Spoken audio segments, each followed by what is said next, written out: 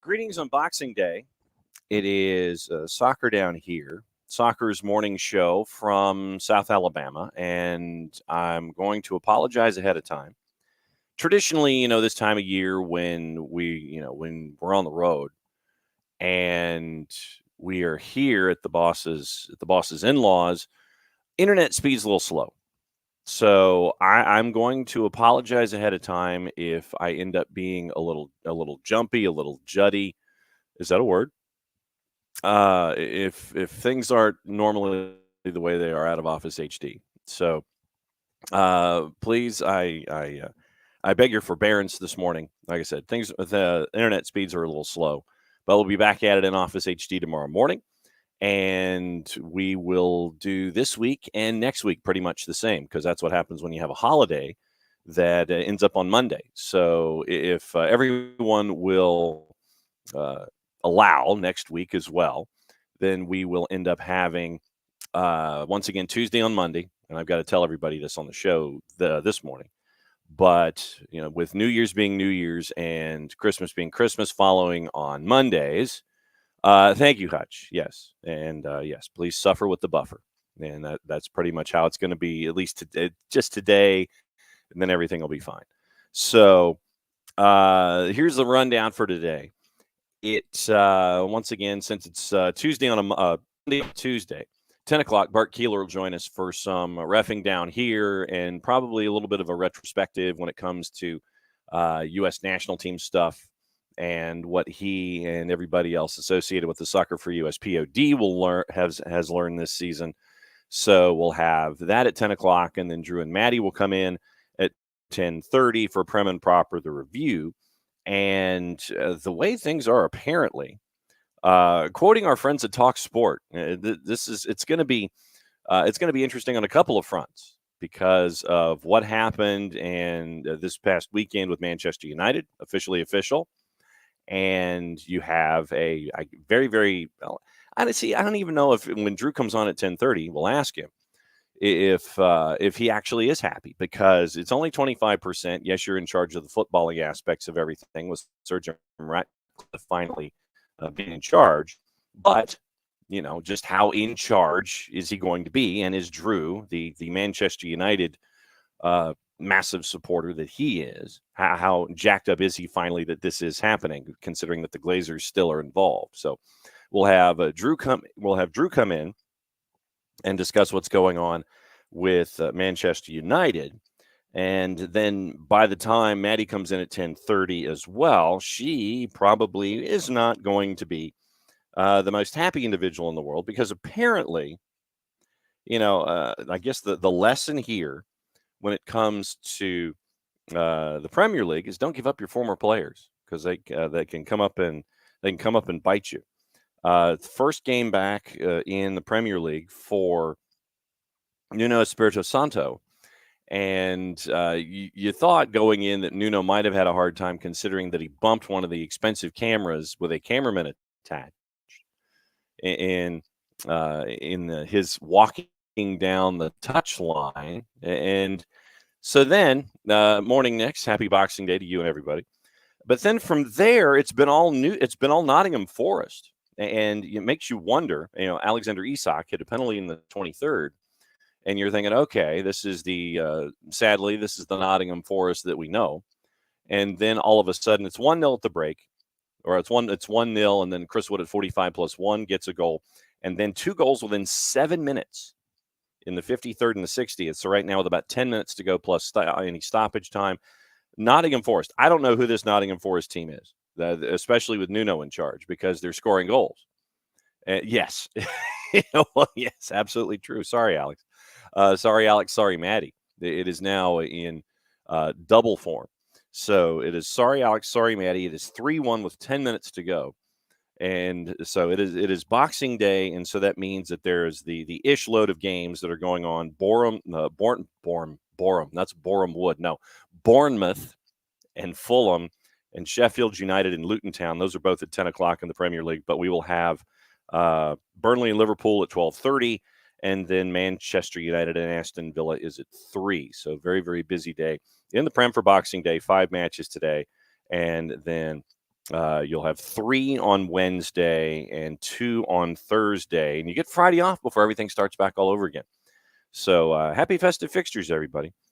And so Nottingham Forest is probably forcing both Alex and Maddie into some kind of cursing reaction right now. And Nick's is Leicester City, who are on the they're on their way to smashing the record. And we thought last year in the championship when Burnley was just north of the bar and they were crushing it when it came to all of the numbers that you had for being top of the table, points in the season, all that kind of stuff. It could be that that Knicks' Leicester City, by the way, could smash all of those records, and you could have the second team in the championship doing the same thing.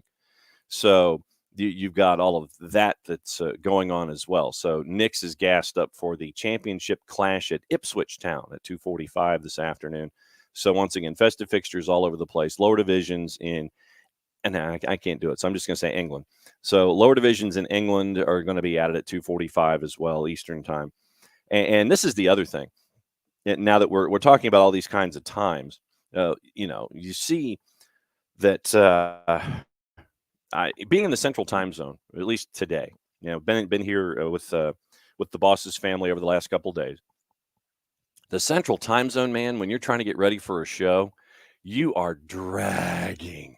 I don't know how you guys are when it comes to being in the Central Time Zone, but when you're used to doing things in the Eastern Time Zone and you take that 1 hour and you're an hour backward, which means that, and it's almost like when you're buying something, if you're buying gasoline, and if it's $1.99.9 instead of $2, or $2.70 or $2.69.9 instead of $2.70, which is what it is these days. So you sit there and you feel a lot better about yourself when you're buying something that's $2.69.9. $2.70, you're kind of like, man, that's kind of feeling it out there. But $2.69.9 makes you feel that much better. When you buy something that's something and 99 cents, and that little extra bit, 9:05 Eastern time is fantastic when you're in the Eastern Time Zone. Because in the Central Time Zone, that means it is 8:05. And so it is 8:13 here in as the boss says, God's country. And so, getting up that hour early, even though it's the same thing, it's that mental aspect of the hour earlier, where shows at 8:05, shows from 8:05 to 10:05, instead of 9:05 to 11:05. 9:05 to 11:05 sounds great. In the morning, 9:05 to 11:05, you're fantastic. But here in the Central Time Zone, 8:05, the show's on at 8:05 in the morning. Morning shows are 5 to 9 instead of 6 to 10. And you're like, yee. Yeah, Michael, I'm right there with you, brother. Born and raised in Connecticut, still contend it's the best time zone. I'm right there with you. The Eastern Time Zone. And I mean, when we are on the West Coast, when we go to vacation, or we're, visiting in-laws or things like that, or visiting family, I mean, doing the morning show, and it's -3, 6:05, which means you're getting up at 4:30 local time. I mean, yeah, it's still 7:30 and everything, and the body doesn't necessarily respond in time, but just that 1 hour, and the fact that we're here, and we're probably a good 30 minutes away, just because of 2-lane roads and no direct path, from being in the Eastern Time Zone. And so you're not quite really full-blown, full-fledged 1 hour back. You're kind of like right there. Oh, Central Time Zone. Oh, you're born and raised in the Central Time Zone. That could be the whole. See, when I see Connecticut, Michael, I'm like, when I see CT, I think Connecticut. Thank you. All right, fine. Yeah, Pepsi. Yeah, we're going to talk about that at 10:30. Hey, Newcastle, I have a word of advice. Mark Chris Wood. Yeah, we'll get into that. I know that Michael went to. I know that Michael is an Auburner, much like the boss. But I thought that you said UCCT, Central Standard Time.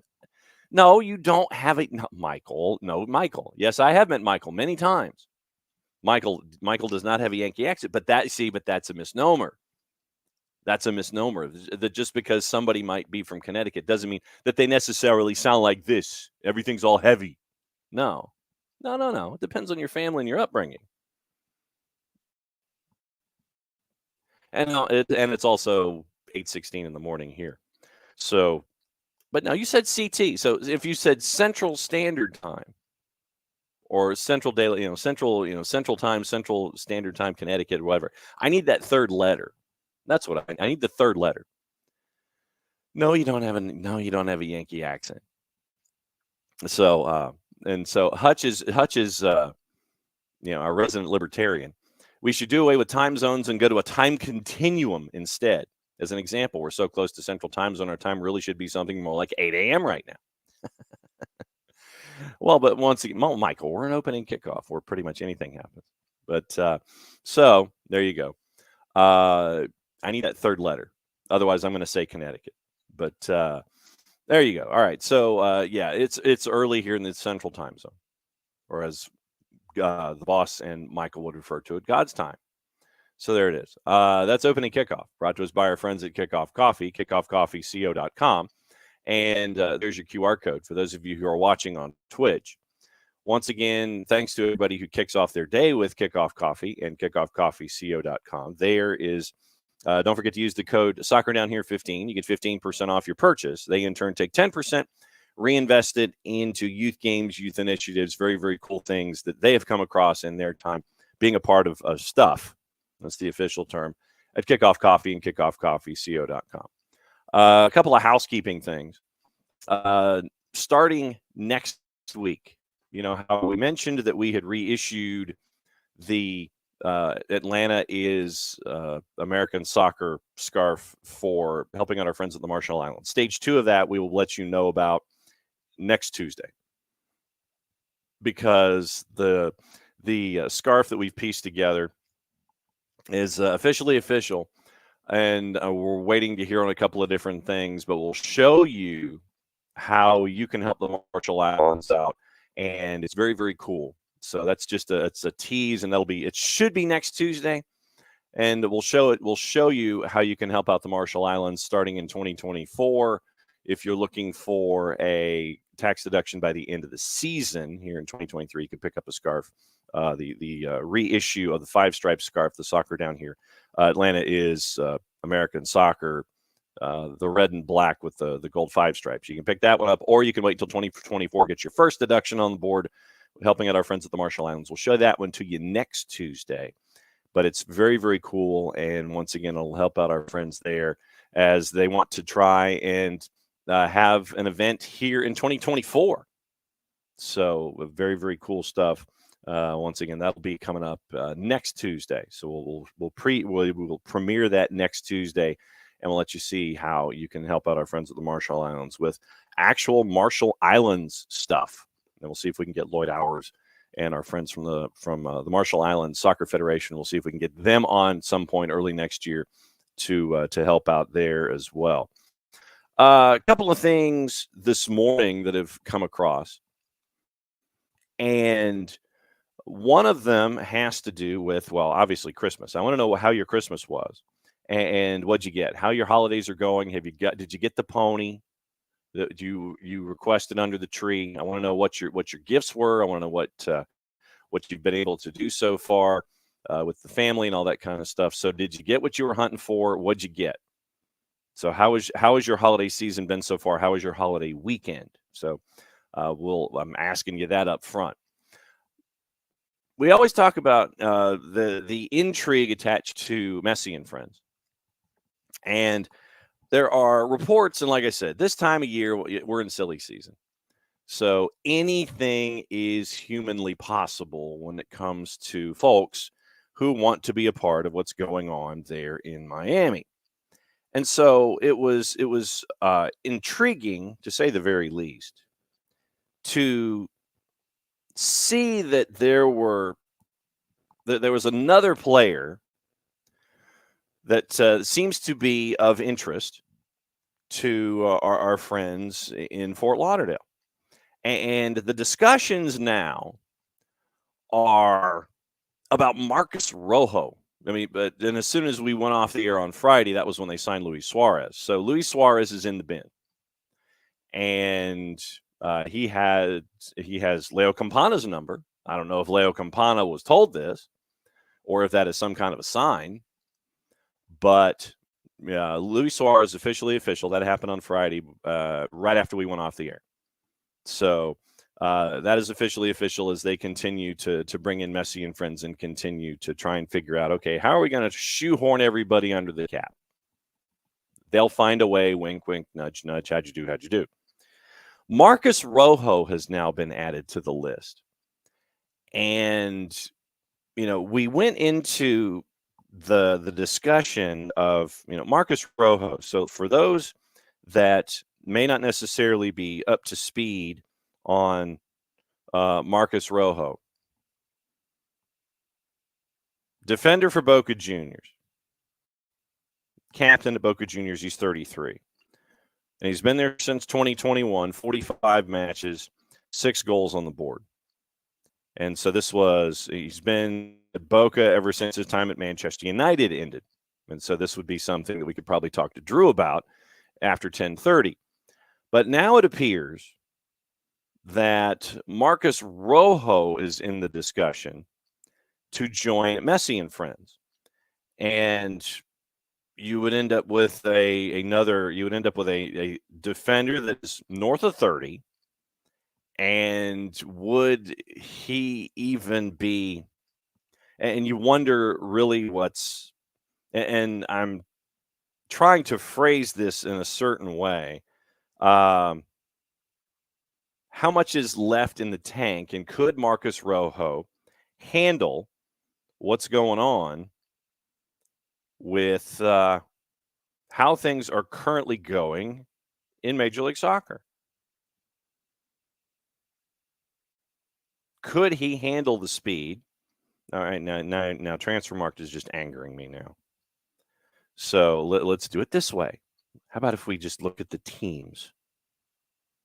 So Marcus Rojo at 33, added to the possible discussion of the back line for Messi and friends. Right now, Marcus Rojo is listed to have a market value down to €2 million. And this is once again courtesy of our friends at Transfermarkt. So currently captain, left-footed center back. And at the age of 33, he would turn 34 in the season. Came over February 2nd of 2021 on a free. Hey, that should tell you something. His highest market value, according to our friends at Transfermarkt, was 7 years ago at £19 million, down to $2 million currently. So this really is evolving into a Messi and friends situation. Not that we didn't think it would be something different than that. But in Marcus Rojo's activity in 2023, 16 matches, 1 goal. 1,000 minutes in 2023.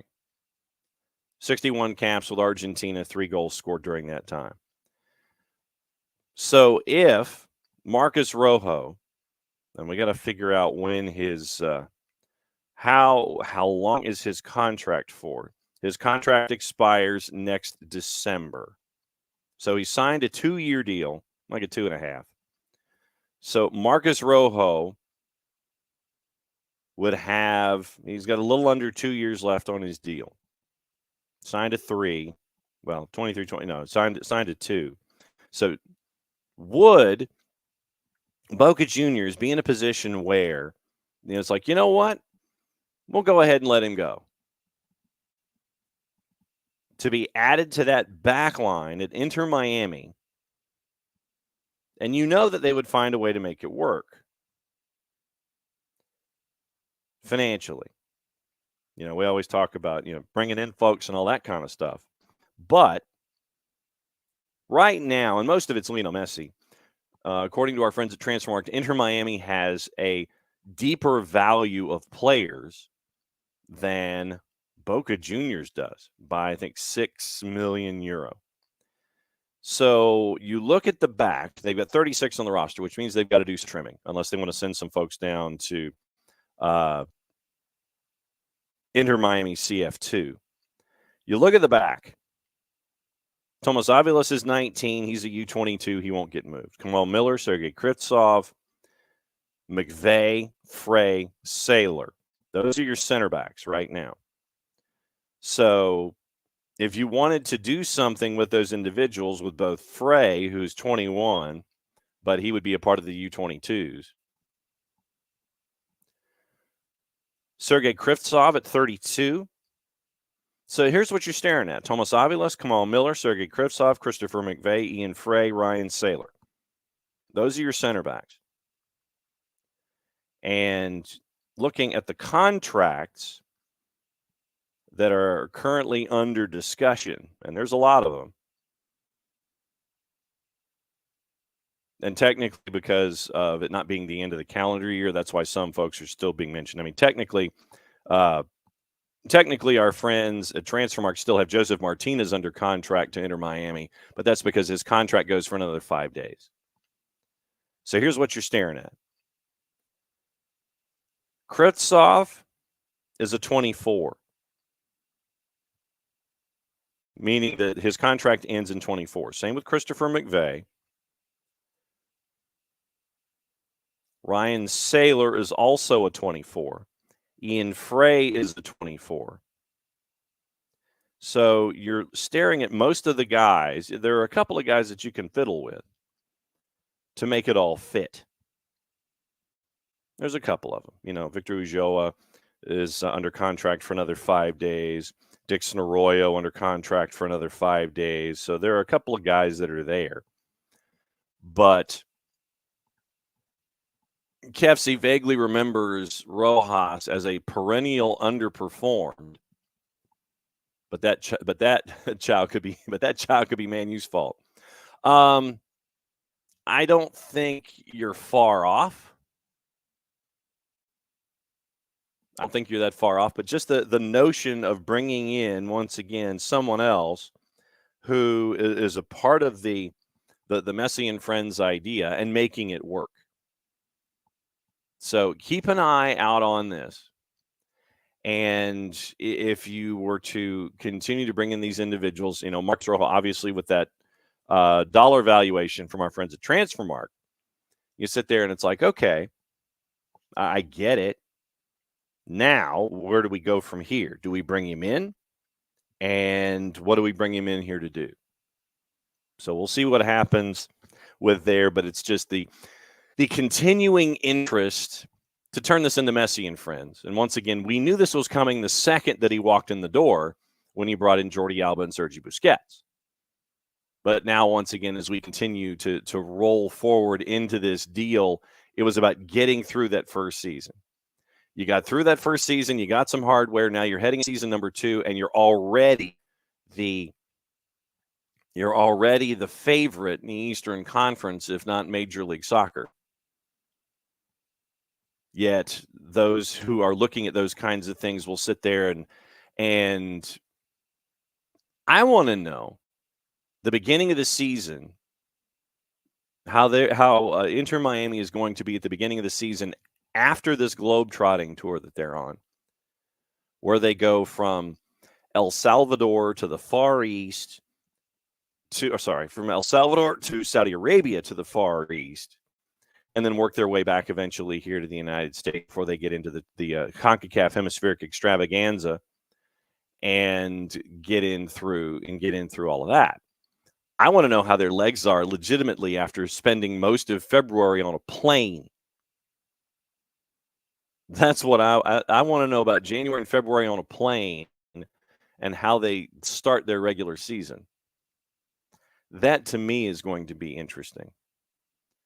and how many of the older players, when they are in El Salvador, when they're in Saudi Arabia, when they're going up against CR38, when they're in Hong Kong, when they're in that when they're in Japan, I want to see how all of that evolves. So I want to see how this continual globe-trotting and expansion of the Inter Miami brand, which is what it is, and you cannot blame them for doing that. I want to see how they are at the beginning of the season. Because training camp and globe-trotting are two different things, and how can you balance one and the other? How can you balance one and the other if you're globe-trotting, you have all of these veterans? Let's stare at ages here for a second. Ulloa still under contract at 31. Dixon Arroyo, 31. Jordi Alba, 34. Kritsov's 32. Jean Mota is 30. Robert Taylor, 29. Stefanelli's 29. Franco Negri, injured, is 28. Messi's 36. Busquets is 35. DeAndre Yedlin is 30. Gregory's 29. And you've still got a lot of wear and tear on these guys. And I know that there's also talk about bringing in Julian Gressel as a part of the discussion. Frankly, bringing Julian Gressel to this part of this discussion, I wonder where he's going to play and how he's going to fit. Or is this just making sure that all of your weaponry is in offense? Damn the torpedoes, take the over. This is what we're going to do in 2024. Which wouldn't surprise. I mean, and that's fine if that's how you want to play it. But the more and more that I'm seeing all of these older players being considered on defense and all these familiar names that are being paired up with you on offense, take the over. Take the over, take the over, take the over, because it appears, and we saw this in some of the games in 2023, especially in cup competitions, where it was crazy. It was back and forth. The final against Houston's another example of this. I would have thought, no, Gressel's not officially official. Not officially official yet. But I'll say it's a heavy lean. Yeah, the 2-3-5 formation. And Hutch, you're not really wrong. But it appears, and like I said, it's cool if this is the way you want to play. Absolutely cool if this is how you want to lay it out. But going in, if this is how you want to lay out, make sure that your fan base knows and gets it. They see all of these shiny objects coming in, all these names, all these different folks. Those folks that I mentioned with those ages that are north of 30, they ain't getting younger. I mean, this isn't like, Roger Clemens, who got better as he got older for some strange reason. And I don't know how that happened. Wink, wink, nudge, nudge. How you doing? How you doing? But all of these older players and all of this offensive firepower, and KFC, yeah, Marcus Rojo, and like I said, what we do, one of the first questions I will ask Drew Dickinson when he comes in for his hit and run at 10:30. Let's ask about that, about what his thoughts are specifically about Marcus Rojo.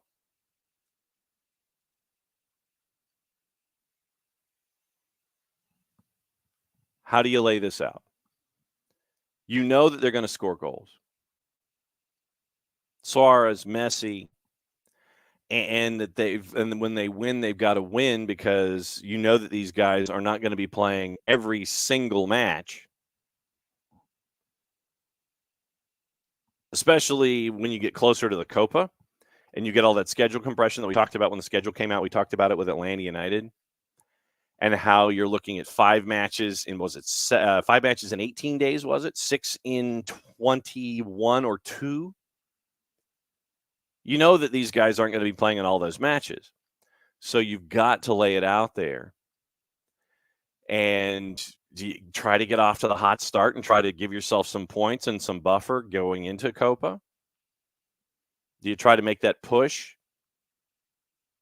Try to front load everything, try to front load as many points as possible. And with everybody north of 30, do you sit there and you go, okay, all right, we've given ourselves a bit of a cushion, and you try to figure out, okay, how to manage it from there? Is it treated like we've seen in other divisions in other countries, where trying to get into a playoff, you got to get out to the hot start? So does Inter Miami try to end up trying to do the same thing, where they front load all the older players, front load the starting lineup, try to get as many goals as possible to work on goal difference and all those kinds of things? Is that what they do here? And do not be surprised if that is, in fact, what they end up doing. Try to figure out, okay, how do we navigate this schedule with this roster being what it is and what it could be? Yeah, and Michael, you're probably right. Michael says, I haven't looked in depth, but with the Miami home match being on a Wednesday, Messi probably ain't playing in the A. That's probably true. And you're going to get a lot of teams, especially the closer you are to international windows, and the more that you end up with these the schedule compression and these older players. Here would be my advice. If you want to go try and find a match to go see, and I'm not saying ditch your season tickets by any stretch of the imagination, regardless of what team you're following. But if you want to make some kind of a pilgrimage attached, do it early in the season. I mean, we don't know, Michael, but odds are you're probably not wrong at this point as we look at things. But you can also look at Suarez and Alba and Busquets and Marcus Rojo and all those other players. I know that Messi is a drawing card, and he might get a cameo if and obviously not knowing how Inter Miami will have done in the schedule with wins and losses and points and standings and all that kind of stuff leading into that matchup. Morning, D. Graham. We don't know. We don't know, obviously, what we don't know because we're not there yet. Obviously, looking at a schedule in a schedule compression form right off the top, literally, if you're just looking at the schedule, you think, okay, midweek, you're kind of your spidey senses are up a little bit. But obviously, like I said, you don't know about injuries, you don't know about recovery and all this kind of stuff. No doubt. And you're not the only person that would love to see him play in person. But like I said, as of right now, it would depend on how they're doing in the standings and where they are right now and who's healthy and who's not and how many minutes and those kinds of things. So don't get rid of your tickets and just be ready for it because, like I said, we haven't started the season yet. And there are a lot of things that we don't know leading into that game. Inter Miami might need a win. They might need that 3 points on the road to help them out with a tiebreaker. So when that game comes in the midweek as we get closer, then we can sit there and extrapolate a little better when it comes to what the roster looks like and what the starting lineup may look like, those kinds of things. Just enjoy it for right now. Enjoy it at face value for right now. And we can also enjoy sitting there and staring at the roster for Inter Miami and sitting there going, okay, how are they going to fit all these folks in under the cap? Oh, yeah, he's a high TAM player. Okay. David Beckham will find a way. David Beckham will find a way to make sure all of these friends will find a way to play at Inter Miami because you can make it back in jersey sales. You can make it back in all kinds of other entertainment aspects of it all. This is a three-dimensional approach to looking at things. For those that want to get the Messi and the Jordi Alba and the Busquets and the Suarez, frankly, right now, I'd love to know how the jersey sales are. I know we're not going to get those kind of numbers for quite some time, But the second Luis Suarez got announced, I want to know what the jersey sales were. And I wonder how many times a Campana 9 got sent out by mistake. And the folks at Fanatics and Major League Soccer are sitting there going, Suarez 9, what? Don't they mean Campana? Oh, but I want to know how many times Bex is busy in purchase mode in general, just bought chickens. I was not aware of that. But you end up with all of these different ways to try to make up the capital that you're investing in these players. And believe me, Bex, Moss Brothers, and Chris Henderson, they're looking at every possible, probable element of the collective bargaining agreement to try and figure out, okay, where are things and where can we fit them and where can we fit this guy and how can we get him and all that kind of stuff. And if the Moss Brothers lose money and if Beckham loses money and Chris Henderson loses money in Inter Miami, it's a write-off anyway. But how much as we sit here and say that we have with the endorsement deal that Lionel Messi signed with the league, where it is about sponsors paying and league paying and getting a piece of the action. No, they haven't said they're moving Campana yet. But once again, it's that fair power. Campana's jersey number is moving. That's the only part we do know. Campana will no longer be 9. Luis Suarez is 9. If they move Campana, they might be able to get some good resources for him, but I think that you're going to need Leo Campana because of the age up front. You're going to need that kind of reinforcements. I don't think they'll move him. Might buy down his salary a little bit. He's obviously got to change his number. Unless somebody gives them the offer that they can't refuse. I think Campana is there as reinforcements for what's going on. I think that Leo Campana is like you're not even in an emergency break glass. I mean, it's like he will come in, he will give you the starts that you want. He'll fill in the minutes that you're needing if folks are, a little creaky getting out of bed. That's what I think you're looking at with Leo Campana, unless Inter Miami gets the offer they can't refuse.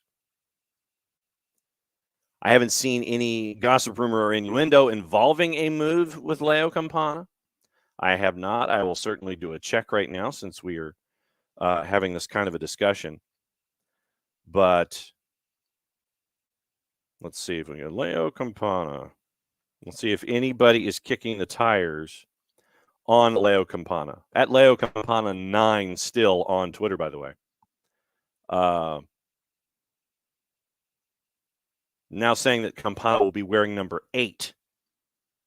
And he decided to stay despite having other offers to leave because Leo Campana knows what he's getting into. So Campana will be wearing 8 instead of 9. Since Luis Suarez basically just came in and went, yo, bro. 9, you hand it over. So Campana will be wearing 8, and he's going to stay. He understands the value of possibly chasing after a title. Like I said, that's just from a cursory search in the last, 45 seconds. There's always the offer you can't refuse. If Inter Miami gets the offer they can't refuse, maybe Campana would have to agree to it, considering that Campana wants to stay. So Campana will be going in. He'll be doing all of his super subbing, spot starting, and all that kind of stuff. Happy Boxing Day, Tom. And we'll be getting into what happened in the Prem in about 45 minutes. We might dip into it with Arsenal a little bit, considering that there is a reffing down here moment we probably have to discuss with Bart. But in earnest, Prem and Proper, the reviews at 10:30, where Drew will come in and discuss Marcus Rojo. He'll come in and discuss the sale of Manchester United. And the news out of the Telegraph this morning that there might be a plan to raise RAZE Old Trafford. Tear it down. Morning, Harry. Yes. Yeah, Newcastle getting rolled by Nottingham Forest. Sorry, Alex. Sorry, Maddie. Sorry, Harry. And we got the 2 games coming up at 10 o'clock in about 15 minutes. And so we'll, like I said, we'll be kind of cruising through the Prem with Maddie and with Drew and maybe a little bit with Bart. But Bart coming up in 15 minutes. He will be discussing some reffing down here, the year in review in U.S. soccer, and what he's been able to glean from U.S. soccer this season. And on the men's side, the women's side, the corporate side, all that kind of stuff. So we'll do kind of a year in review with Bart when it comes to the national teams, and we'll discuss what's going on in Bart's mind when it comes to reffing down here. There were a couple of moments. Like I said, there's one moment in particular that stuck in my mind this week in the Prem. No, it is not the Arsenal moment. And then getting into a discussion with him about Nottingham Forest, which is where that moment is coming from. And now Nottingham Forest is sitting there and stomping their feet and saying, we don't want this guy now as a center ref in our games anymore because of what happened. So that's coming up in about 15 minutes with Bart and our visit from our friends at the Soccer for US POD and from our buddy Bartimus Prime 19 on the 280 character app. So once again, kind of resetting. What have you gotten so far for the holidays? How was your holiday? Because I would be remiss as someone who interacts with you every single day. How was your holiday? Did you get the pony? What'd you get for the holidays? What was under the Festivus tree? Did you have your feats of strength in the airing of grievances? And what's your plan for this week? For this week, tomorrow, we will be back at Office HD. We'll see if Dylan Butler can join us for kind of a year-ender when it comes to Major League Soccer. We'll do the same with Nico Moreno on Thursday. Friday, we'll kind of do like a best of, meaning we'll be here, but like looking back at 2023 and everything going on there in a bunch of different divisions. We'll talk about it all and see who wants to drop by on a Friday. Friday. Well, it's too early. Too early to do that. And I'm not sitting properly to be able to do that. But okay, so Tom, just be safe coming home. Tom is still in Charleston, about ready to head back. So how was your Festivus? How was the airing of grievances? Did you have the feats of strength? Who won? What'd you get? I got some pretty cool stuff. But for me, the way that I always handle Christmas is people sit there and say, well, what do you want? It's like, just get me things I need. Because much like Jarrett, I end up, if there's something that I want, that's something that's cool, I end up getting it for myself anyway. So I don't have the physical and mental capacity to sit there and think of, okay, what do I want? Get me things I need, because I never end up shopping for them. So, I mean, literally it was like a gift card for an auto detailing, because the Subaru definitely needs to get cleaned. The wireless keyboard that I have in Office HD is kind of fumbling it right now, and so we're going to retire it, and I got another one of those. Got some cool clothes and things like that. Tom had to do lots of cooking. Mom wanted beef Wellington for Christmas, so that meant that the airborne DJ was having a ground attack of beef Wellington. It's been a while since I can't even remember the last time I had beef Wellington, but yeah, for me, it was a very, very functional holiday. It's like, get me things I need, because I never think to do that myself. I'm always thinking about things that would be cool for me, and I get those first. So people are like, well, what do you want for Christmas? And I was like, well, I kind of need some shirts to go under sweaters. I kind of need stuff for the car. I need stuff for the office, those kinds of things. I'm a very functional individual when it comes to all of the shopping that goes on in and around my universe. And so for me, first and foremost, it ends up, it's just get me the functional things and I'll be cool. I always try to shop for the boss and for everybody. I always try to think of things that I think would be cool for that person, and then just get me stuff that's functional for me. That I'm always an outbound thinker when it comes to Christmas and Christmas gifts. Gossip, rumor, and innuendo, and what to watch. And there's a lot to watch today. And with it being Boxing Day, that's the beauty of it all. So when we look at, and I have to do this because, once again, because I am not in the office, I'm a computer down, so I have to kind of do things a little differently. Spurs are monitoring Bournemouth's Dominic Solanke as they look to sign a striker in the summer. That's from the three-letter paper. Take the information at your own peril. If I'm Bournemouth, I'm hanging on to Dominic Solanke to get me through this season and then selling him in the offseason.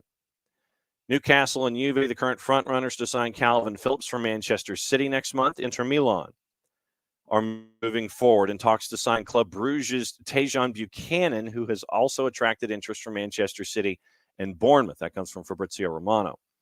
Manchester United manager Erik ten Hag has refused to confirm whether striker Anthony Martial will be sold in January. Longtime favorites Barca could miss out on signing Palmeiras' 16-year-old Estevão Willian. With Chelsea, Manchester City, Manchester United, and PSG all lining up to sign the Brazilian winger. That's from our friends at Mundo Deportivo. Former Liverpool sporting director Julian Ward has emerged as a surprised candidate for the same role at Manchester United. Real Betis making progress over a permanent deal for Leeds United Spanish midfielder Roca, who's on loan at the Spanish club. And that is the early round of gossip, rumor, and innuendo on the day, because everybody's like, that's the day after Christmas. We got rumors? No, we don't really have rumors yet. So there's a couple of rumors out there, and that was where we were. So Tuesday, decent amount of stuff, but most of it's in England.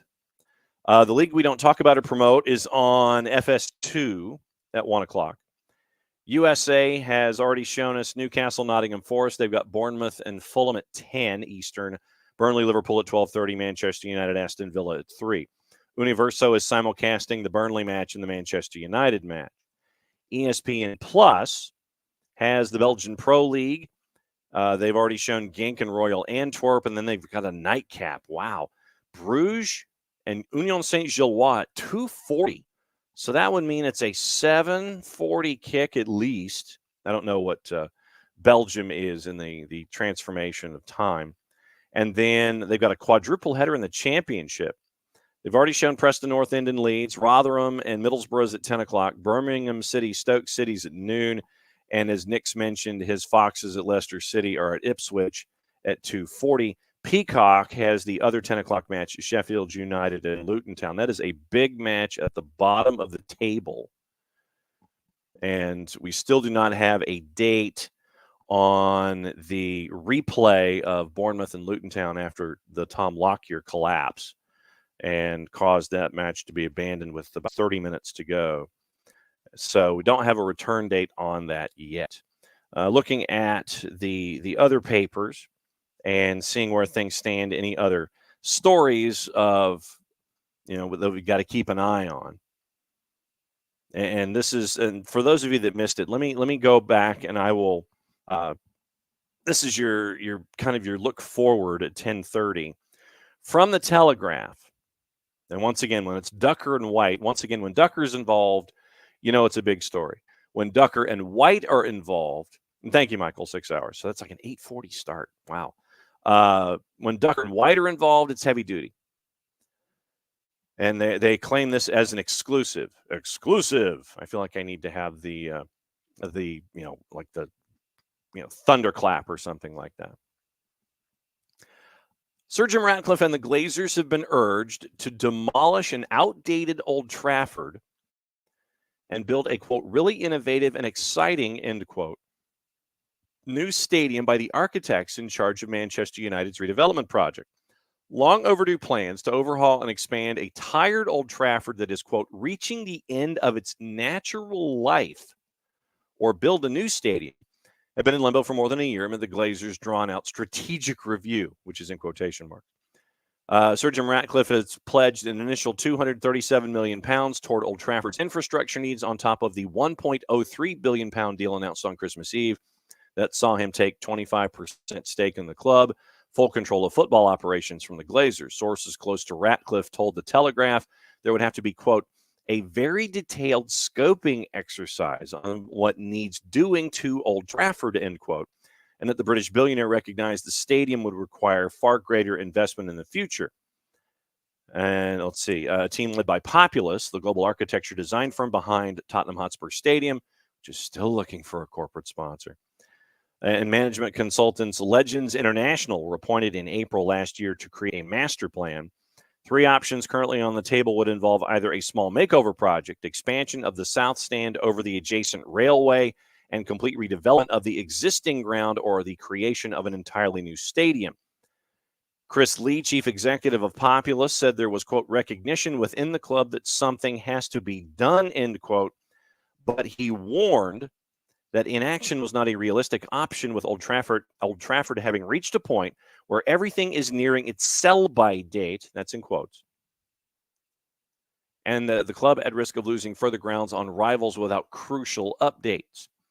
Lee believes United should give serious consideration to knocking down Old Trafford and building a world-leading stadium on surrounding land that would allow them to keep playing at their 113-year-old home while work commenced and not suffer any hit to match day income. United earned a little over 136 million pounds in match day income last season, the equivalent of $4 million a match.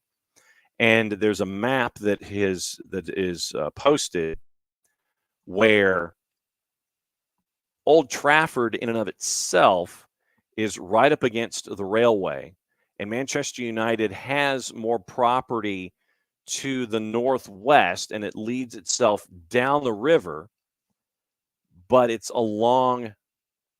But to fit a stadium in that space, you literally would have to try and find a way to redirect the water, which would be an interesting thing to do. Thank you, D. Graham. Antwerp is 6 hours, so that's an 8:40 start tonight for the late match in the Belgian Pro. Asked what his preference would be in an interview with the Telegraph, Lee said, well, I would say this, wouldn't I? But I feel the new build may well turn out to be the most cost-effective solution. Yes, the initial outlay is obviously the highest of the three options, but there is so much land available to develop there. But currently, there's like the land that's there alongside the railway. Old Trafford, for those of you that do not know. Yeah, New Trafford. It's New Trafford. But currently, Old Trafford is up against a rail line, and it is up against water. And so if you wanted to build a new project, it would have to be to the northwest. And the only property that they have available would be on top of the water. So I don't know how that would work.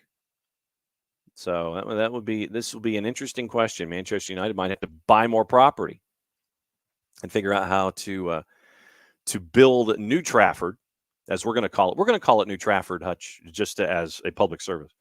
To build New Trafford right now, you're going to have to buy more land. So we'll see what happens.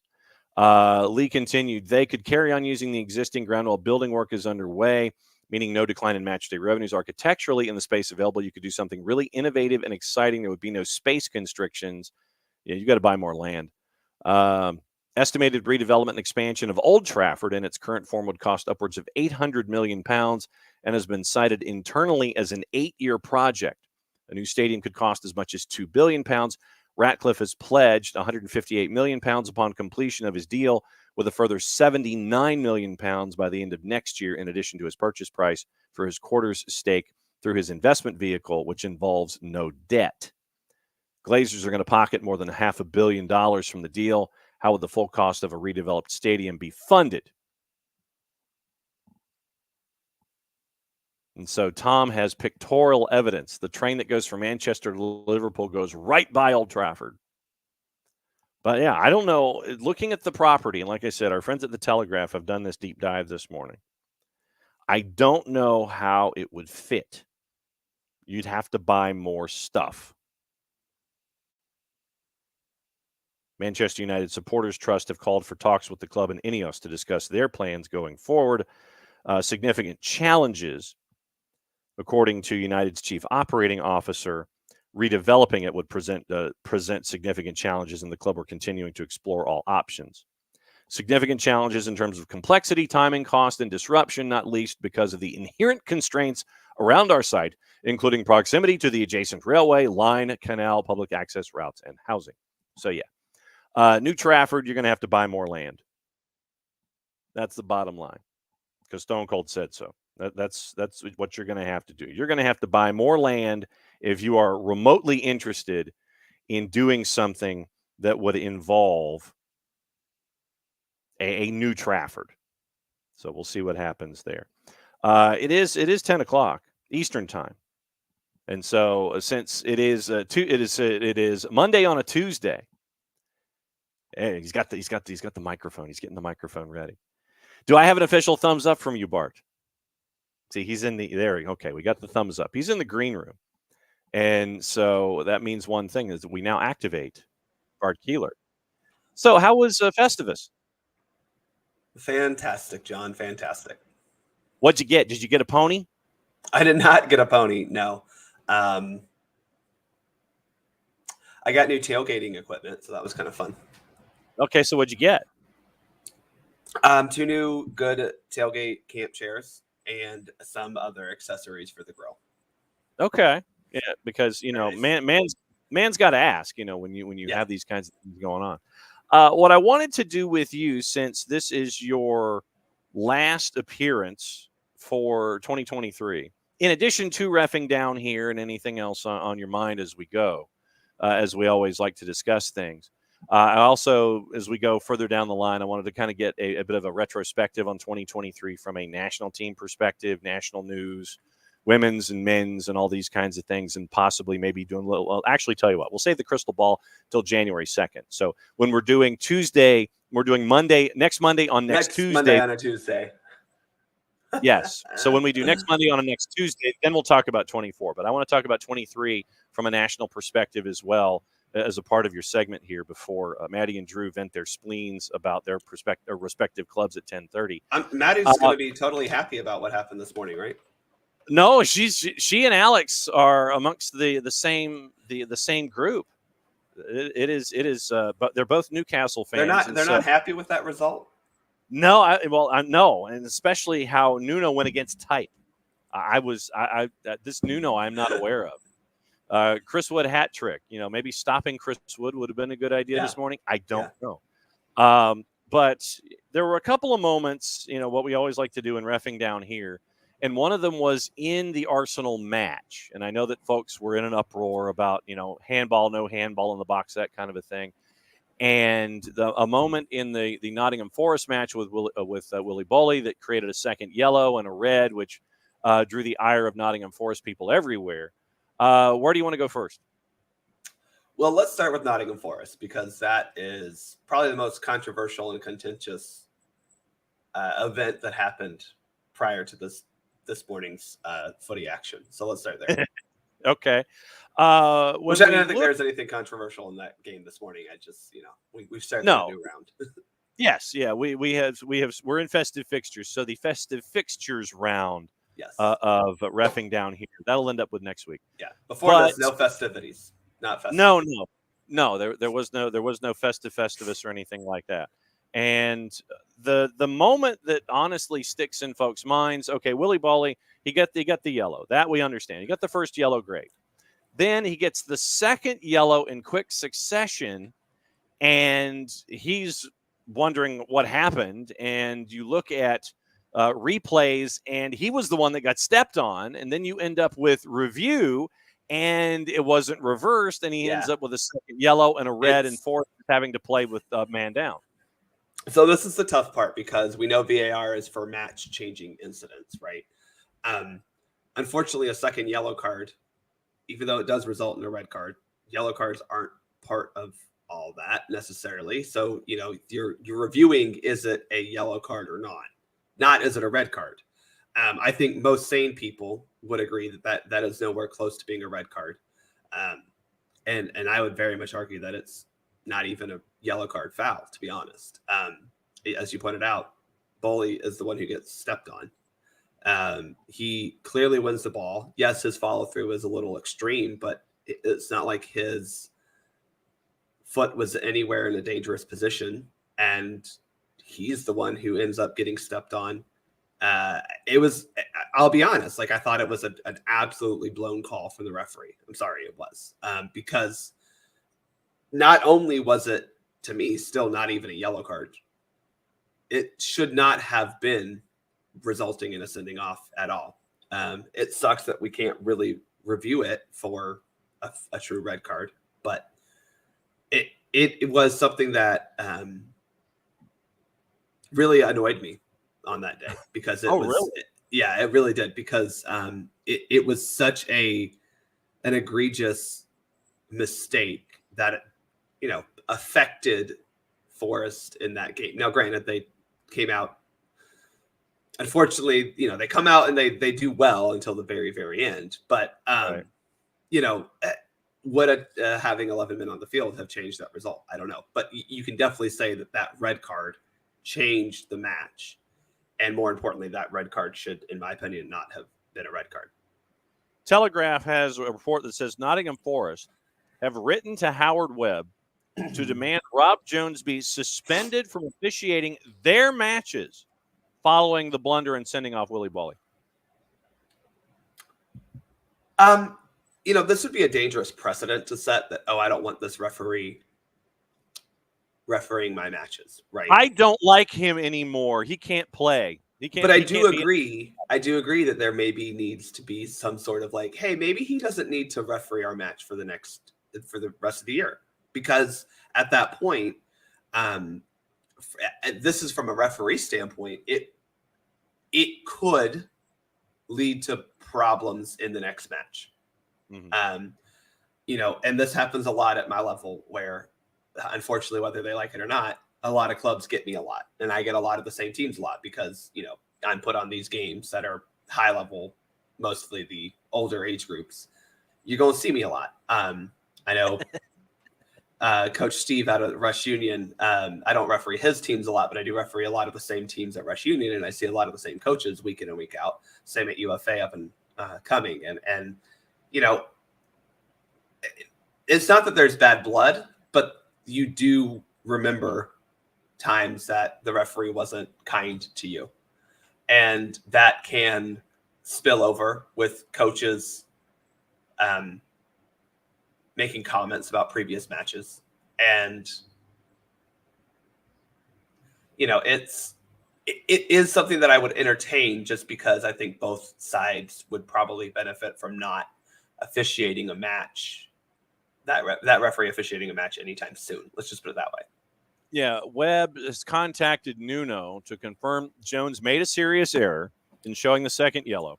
The club want Webb to go further, having already written to him this season to complain about a decision involving the same guy, while they've also demanded any recording of the conversation between referee and VAR in relation to the incident, as well as that which saw them denied a penalty for a handball by Adam Smith. And then to compound the error, Bowley was suspended today, as the laws of the game do not allow automatic bans incurred for second yellow cards to be overturned, even as Howard Webb has admitted serious error. Yeah. Again, a difficult situation, because unfortunately this is, at present time, what happened is not fixable. Mm-hmm. And that's the frustrating part. They also want to know why a penalty was not awarded after the ball hit Smith's hand when both his feet appeared to be inside the box, with his arm adjudged by VAR to have been outside the area. Yeah, that one I don't necessarily disagree with what they said, but I didn't see any sort of, I think the problem is I didn't see an angle personally, and I'm just watching on television, that would have shown whether the hand was in or outside of the box, but his feet were pretty far inside the box, so I'd have to wonder how his hand was also not on the line or fully inside the penalty area, But I'm trying to do my geometry best, my trigonometry, going, okay, well, how does this work if his feet are 2 feet inside the box, but his hand is still somehow outside that? But you can't do trig if you can't. Exactly. You have to have clear and obvious evidence that shows that this was or was not a penalty. And to me, that just goes back to why don't you have a camera angle that can show that? That seems a little weird to me, that in the Premier League, the best, richest, bestest, most fantasticest league in the world, John, doesn't have that camera angle. Am I wrong? Are they not the best, most fantasticest league in the world? The best, most fantasticest? Yeah. I think that is actually on the marketing. That is on the marketing program. But to your point, not every stadium is the same.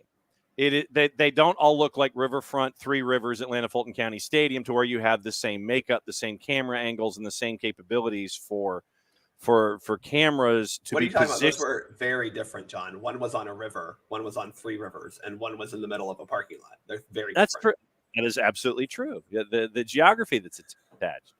But what you're having here, Turf Moor is not the same as Kenilworth Road, is not the same as the Vitality, is not the same as Old Trafford, is not the same as St. James.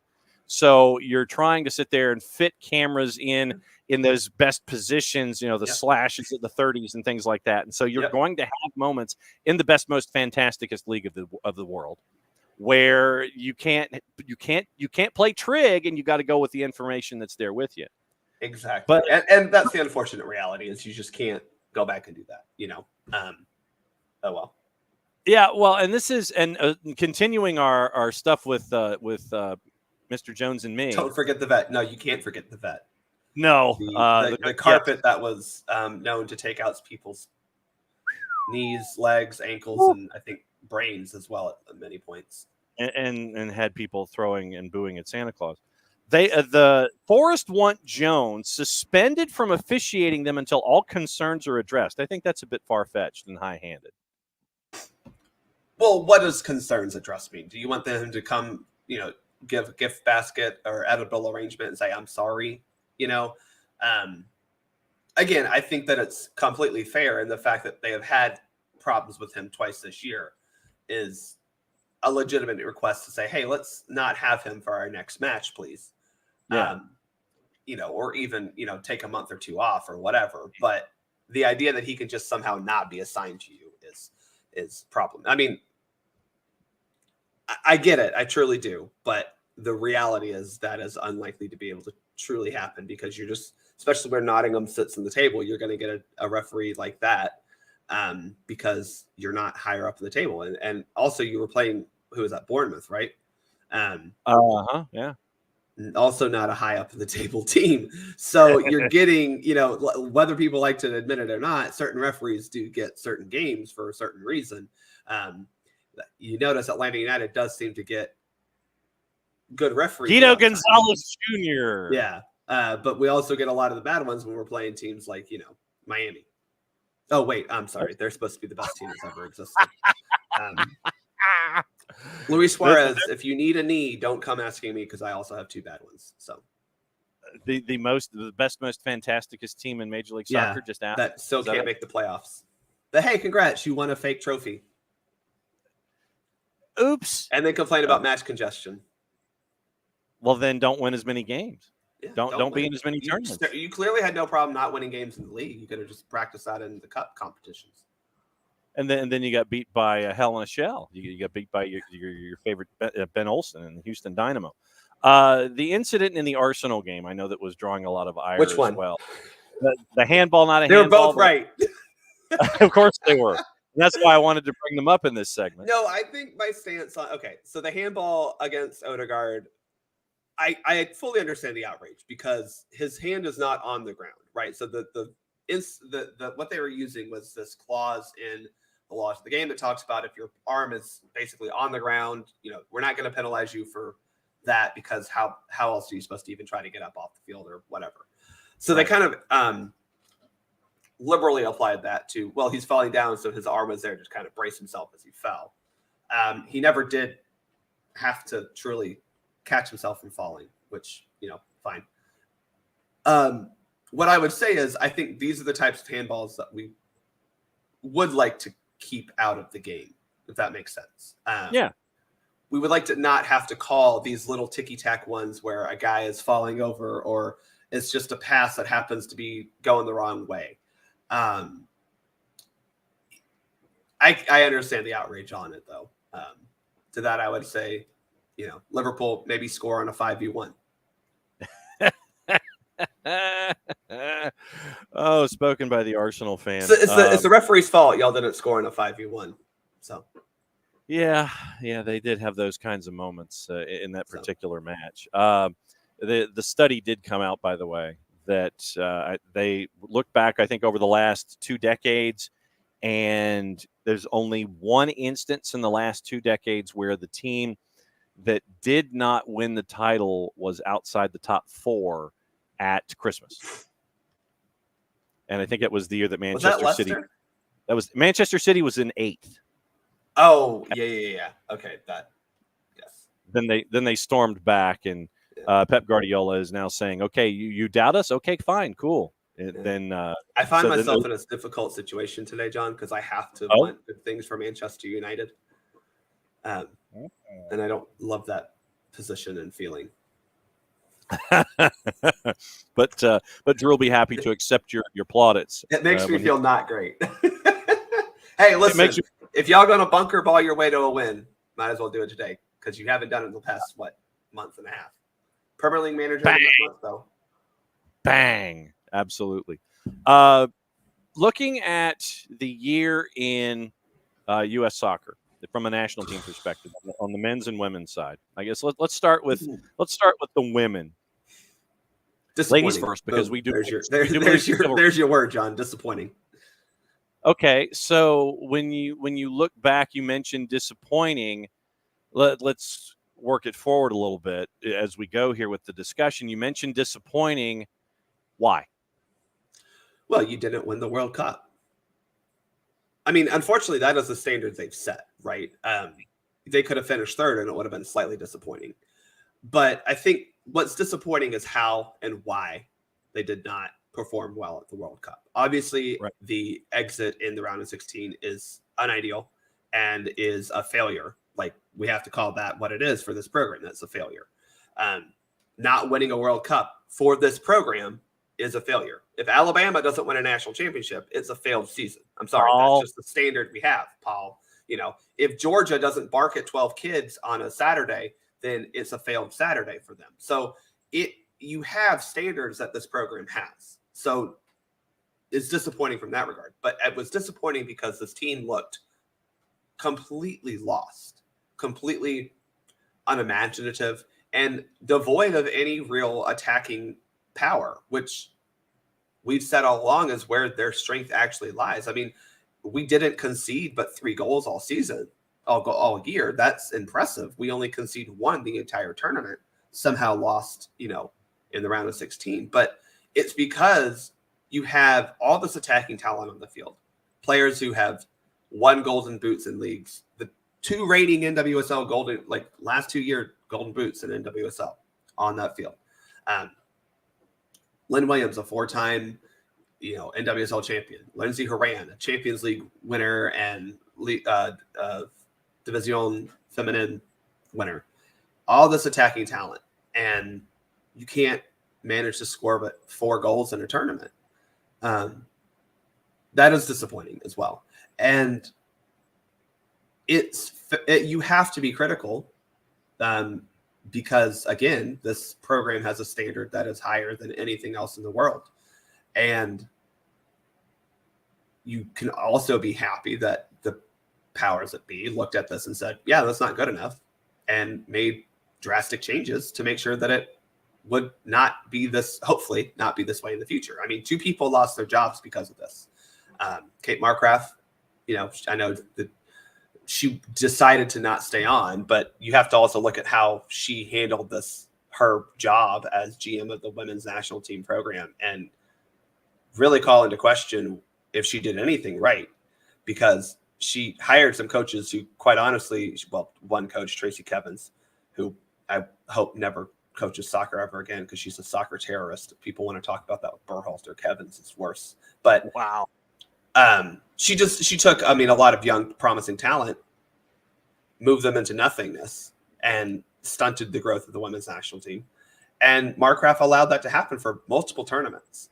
She kept Vlatko around after it was very clear that from the 21 Olympics that he maybe isn't the person for the job. I still thought that the talent we had on the field should outclass the deficiencies in coaching. But yeah, it was disappointing for the women's national team. And there were a lot of problems that, again, we made wholesale changes. Markgraf out, Vlatko out. Again, I think they took too long to make that decision. But ultimately now you're looking at a thing and you go, okay, this was disappointing. This was a failure. This was a problem. And you went, well, how do we address it? And you go hire the best club, one of the best coaches in the world that you possibly could get. And quite honestly, the coach that I think most people thought we probably wouldn't be able to get, she was, I think, one of 2 or 3 coaches that you went, yeah, she's there, but it's not really a possibility. And you went out and got her. And So yes, it was disappointing, but now you have to at least give the U.S. Soccer credit for going, that's not good enough. We're going to make sure that we are doing the absolute best we can. This is great sounds of Atlanta play outside of my window. I was going to say that they ain't coming after you there, are they? No, not yet. No, those were not the Manchester City and Manchester United police after you. No. Men's side, when it comes to the men's team in 2023, let's start with, since you gave me one word with the women, what word would you mention with the men? Probably frustrating. Okay. I don't want to say apathetic, but maybe complacent, maybe a better word. I think the rehire Greg Berhalter was the opposite of the hiring of Emma Hayes. I'm not even going to sit here and tell you why Berhalter is or is not a good coach. That's not what I'm here to do, because I think I made it very clear that I thought he was fine, but I did not want him to continue on to a second term. Yeah. I think that is a very fair position to have. And anyone who says, oh, well, second cycle coaches are really good. And it's like, yeah, Didier Deschamps won a damn World Cup. Like that's my level. You have to surpass supremely the status you were at before you took over the job. So you have to win. So you have to wear the You have to win the Interplanetary Cup, is what you're saying. You do have to outshine what you did before. And if you look at Greg Berhalter and say, well, he qualified for a World Cup and made the knockout rounds because the last time we didn't qualify for the World Cup, you're admitting that not qualifying for the World Cup is a somewhat okay thing that happened, right? You're going, yeah, I mean, that the next guy who qualified, that's amazing. Oh my gosh, we have to keep him around. I just think that it was a move that indicated they were happy with where things were and didn't really want to take on the project of trying to grow and build on what had happened. And it's very fair to say that the matches we've had since then have been uninspiring. But have you been at full strength in those matches? And yes, for the most part, yes, you have. Yes, you can talk about not being super full strength against Trinidad and Tobago, but you can't. We were still not looking fantastic. Now, granted, I will admit that we looked pretty darn good away to Trinidad before Sergiño Dest went Super Saiyan. But it still is one of those things where Greg Berhalter's problems continue to show more often than the benefits that Greg Berhalter has. And, I think it's a little bit of a showing of stagnation, that you're okay with where we are instead of saying, how do we get something better? And that's just really where it is. Now, the players have, I think most of the players, especially you look at Pulisic and Weah and Musa, who moved from not great club situations into good club situations. That was good. I think individually, the end of 2020, the 2022-2023 season for a lot of players was not great. But now a lot of those players have turned it around. I mean, Ricardo Pepi, I know he's not playing a whole lot, but scoring a lot. You've got, Balogun at Monaco. You've got players in good positions now, and that is promising. So, I just think that it's frustrating because you kept a coach around who was, again, I'm not saying he was good or bad. I thought what he did was fine. It just seemed like you weren't trying to push the program forward and instead said, yeah, let's just run it back. So then I guess this would be the moment of the year, but not for the right reason. Provided it loads in a time of that. Aquí tiene que ser amonestado. Pero qué tarjeta tanto. Y ojo que no le saquen la roja. Claro. Yeah, the drums in the background are fantastic. Está caliente por aquella que cobraron lateral cuando le pegaron a él. Ah, bueno, esta doble amarilla. Si no la saca, el árbitro no puede dirigir nunca más. Le tiró un beso. Tiene que ser expulsado. Lo tratan de calmar los jugadores. Ahí está, doble amarilla. Muy bien Walter López. Pero muy bien Walter López. Una tontería porque ahora no podrá jugar el próximo partido de este torneo, que es la semifinal de la Liga de Naciones. The moment of the year for the wrong reason. Yeah. Well, and let's not, pretend like everything was bad, because there were highs, right? I mean, you look at the the Nations League run in March and January and June, right? The Nations League was a good success, right? I mean, you beat Mexico 3-0, you beat Canada 2-0. I think you prove that your best is the best in the region, right? And even the Gold Cup, going to the semifinal with that team, to me was still a pretty decent success, right? I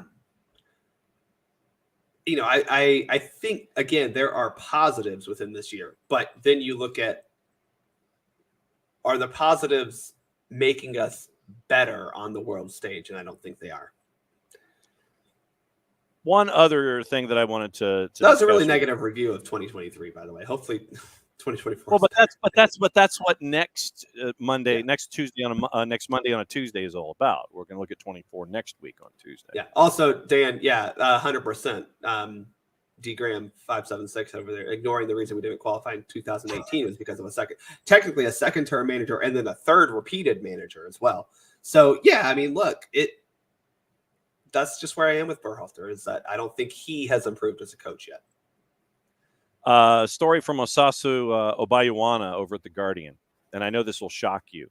This will absolutely stun you to wrap up your segment.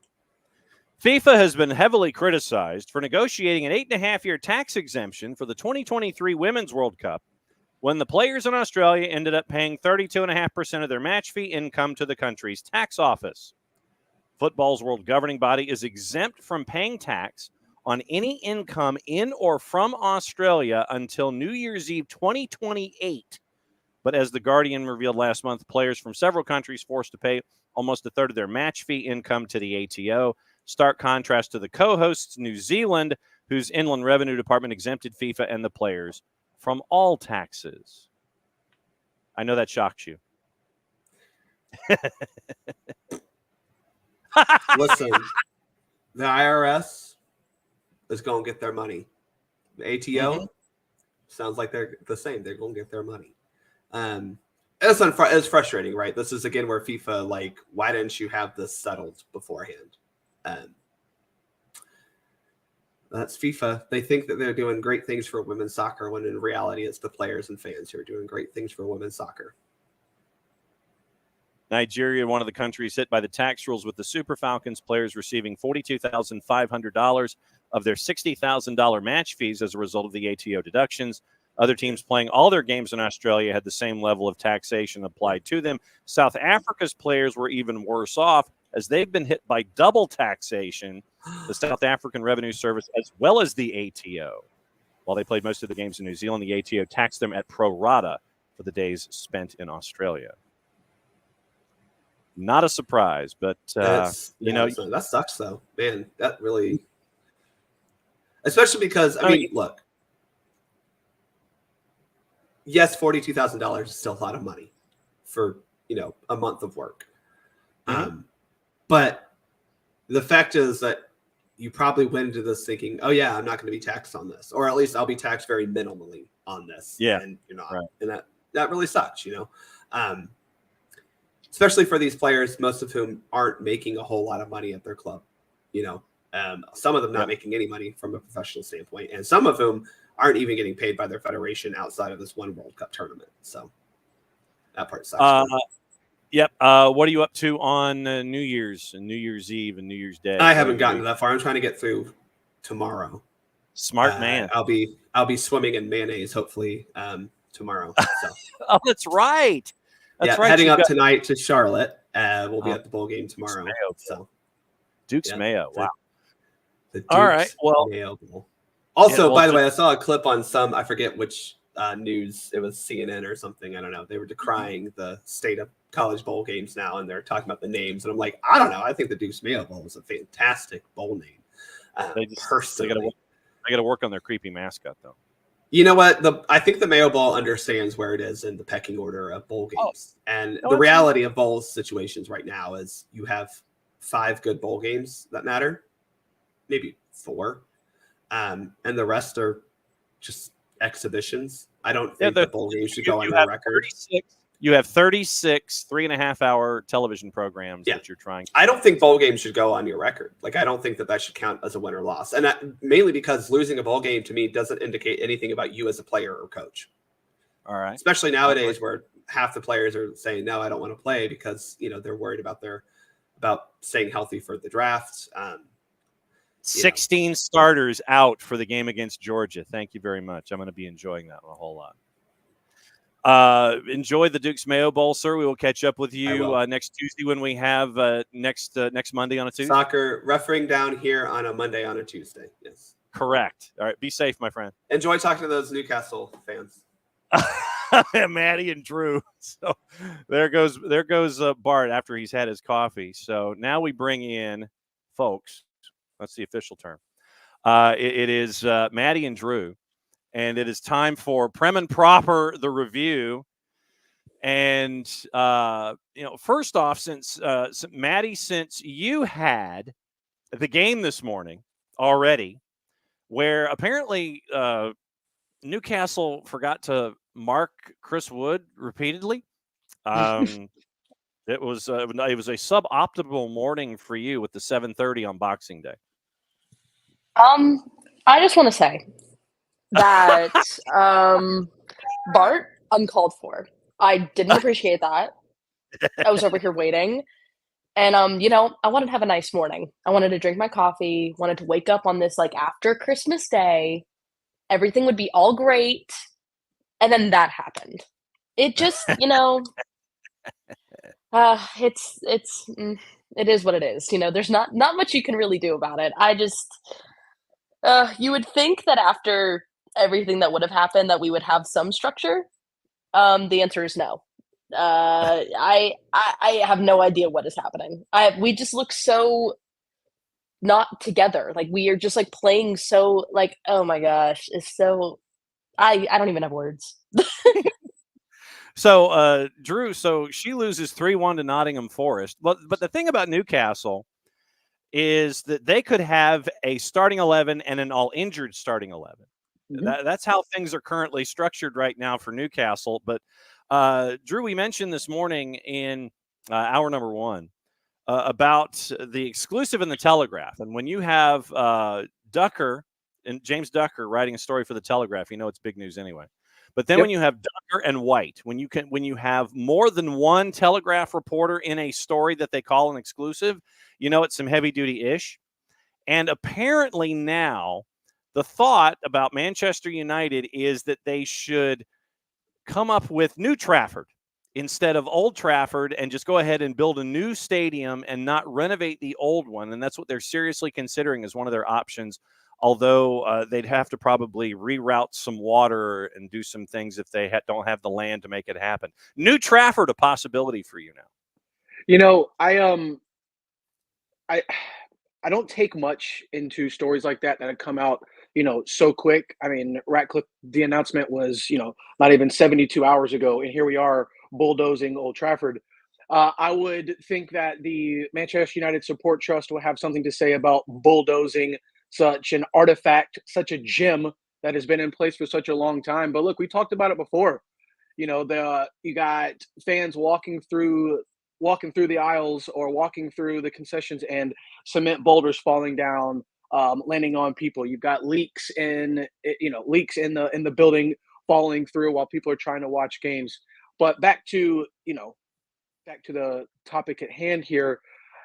He only put in about £300 million for new infrastructure for Old Trafford and for Carrington. So unless, we're going to, more debt is on the way, more investors are on the way to help bulldoze Old Trafford, I don't see where the money is going to come from for that. So that's my opinion. Like I said, such stories that come out so fast, whether or not who writes them, to me, I've learned along the way. Let's hold your britches here. Let's cool your jets a little bit, and let's Ratcliffe. Let's let him have at least 2 months in to see what the infrastructure and the club is all about. No, that's not allowed, sir. We're supposed to have reactionary thoughts, Maddie. Each and every single time that a topic comes up, we're supposed to be instantaneously reactionary. Yeah, I And have know. master. What the heck? We're all supposed to be Macaulay Culkin running through the house and Home Alone when he realizes he's left here.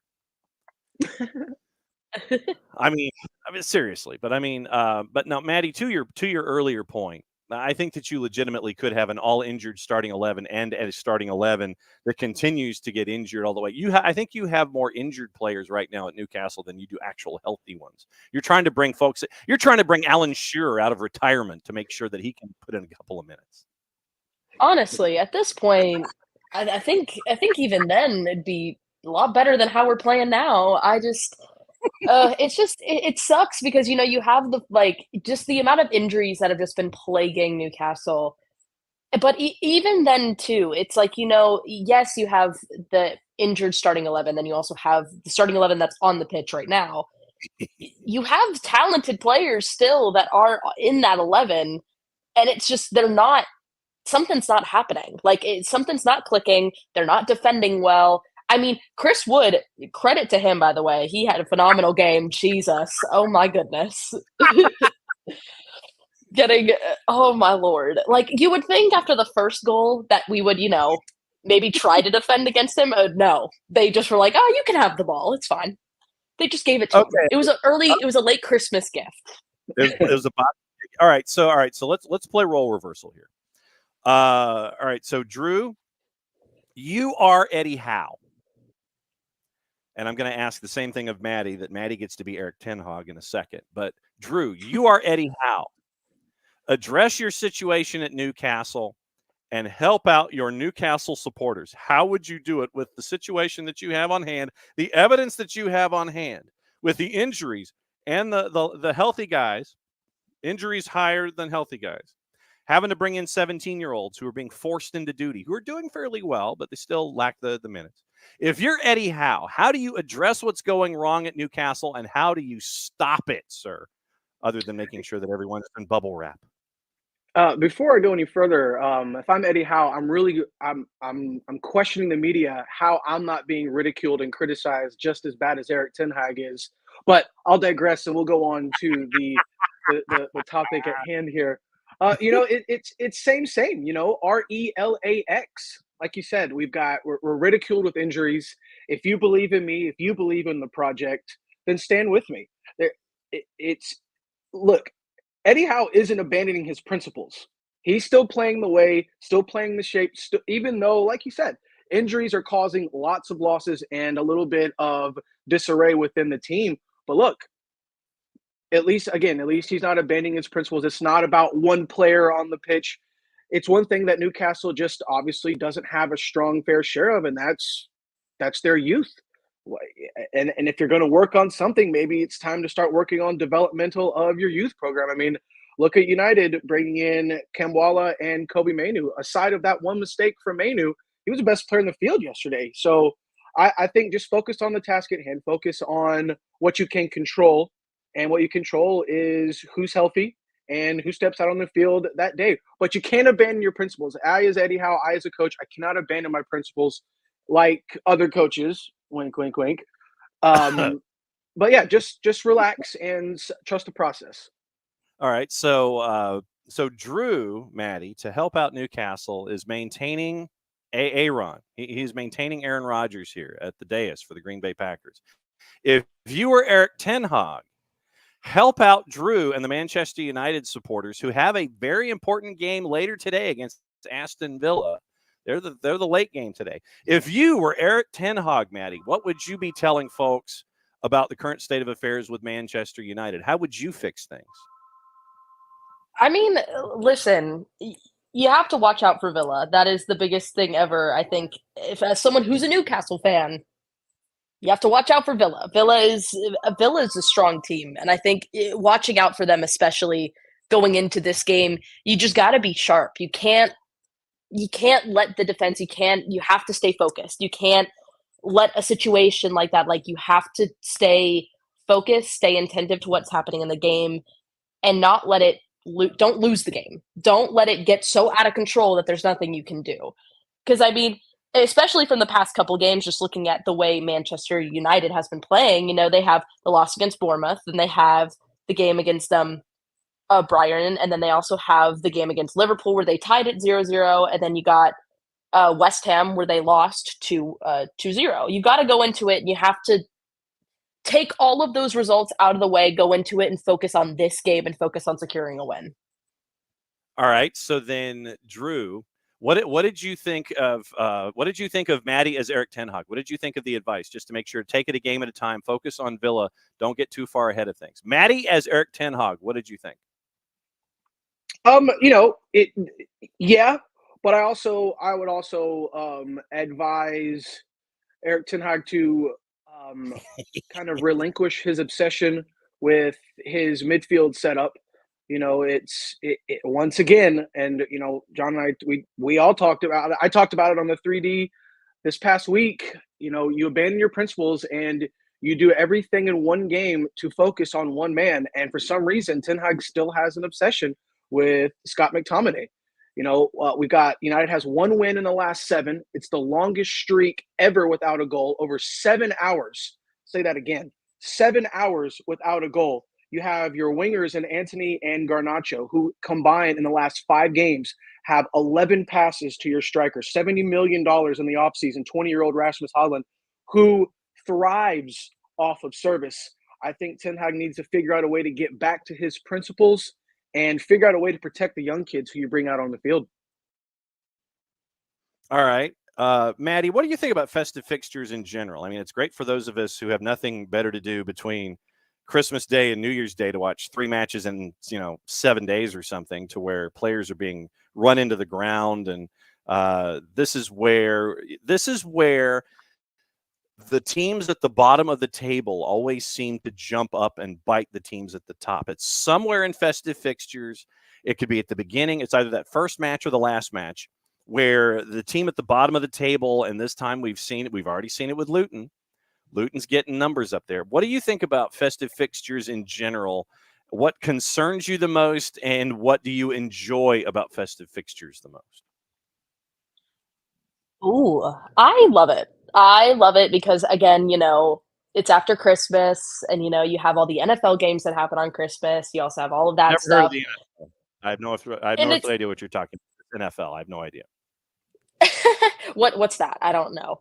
I love getting to kind of sit down on like the 26th and the 27th, like just getting to watch some Premier League. It's great. I as a fan, I love it. As a fan, I just love watching soccer. So it's so fun for me. But definitely as a fan of Newcastle and other teams as well. I mean, it's kind of like you said, John. These teams kind of in the bottom of the rankings get the chance to kind of make their mark and get to kind of show. How you have people still kind of thinking about the games last weekend, thinking about that, and then they have some tired legs, and then going into you're immediately playing a game in less than 3 to 4 days.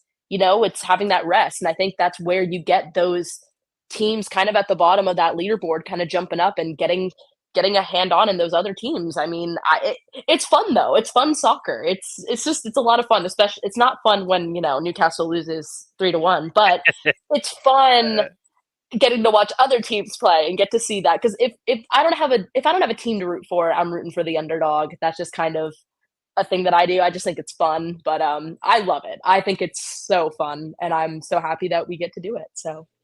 All right. So, and Drew, I know that we're at the end of your hit and run here. So your last thoughts, A, on festive fixtures, and B, anything else on your mind before you go?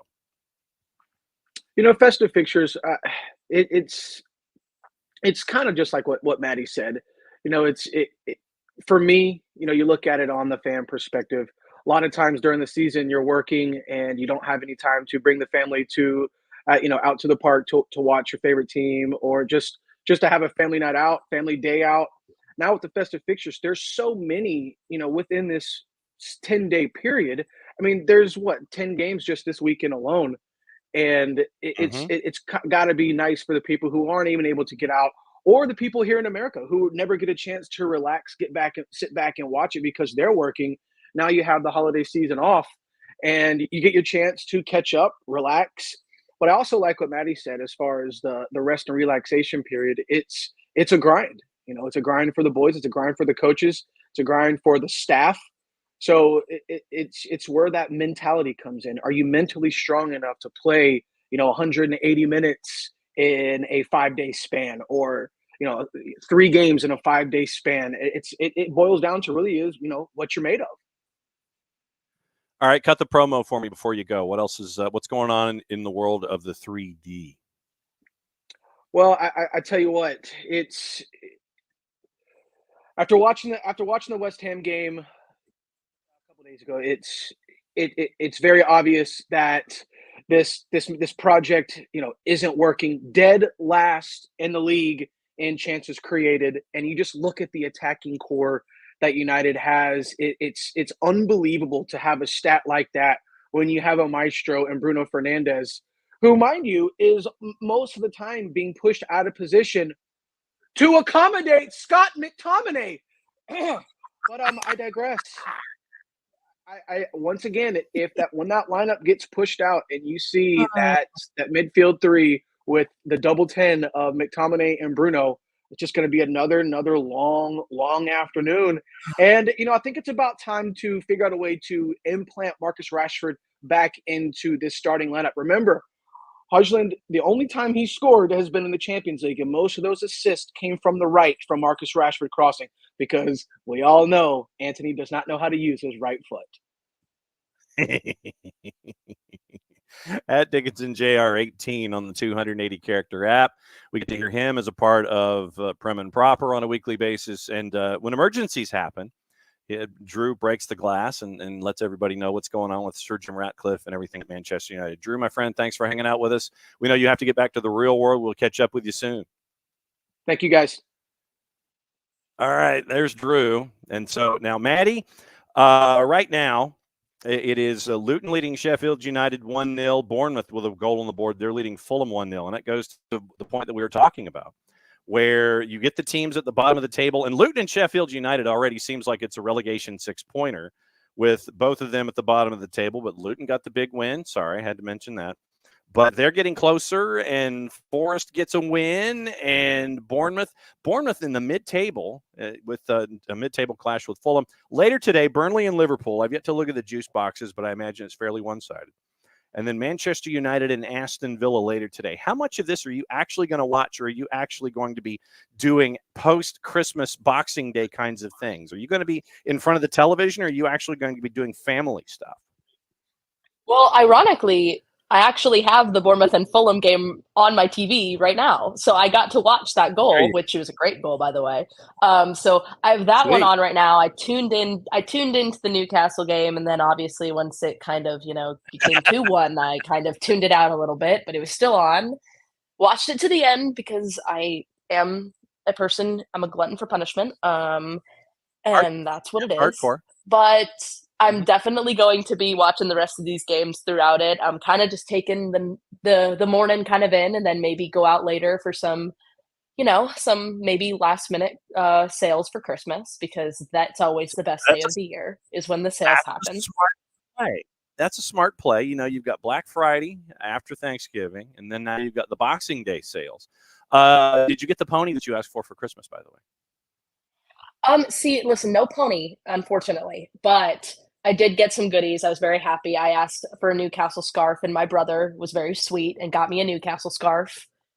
I was like, so I'm going to add that to my big wall of scarves that I have at my apartment, which will be very nice. But yeah, I mean, it was a pretty good Christmas overall. I thought it was. It was fun. Got to see the family, got to, do all the fun things. Got to see the dogs freak out over all of the wrapping that was all over the place, because it was crazy. It was nuts.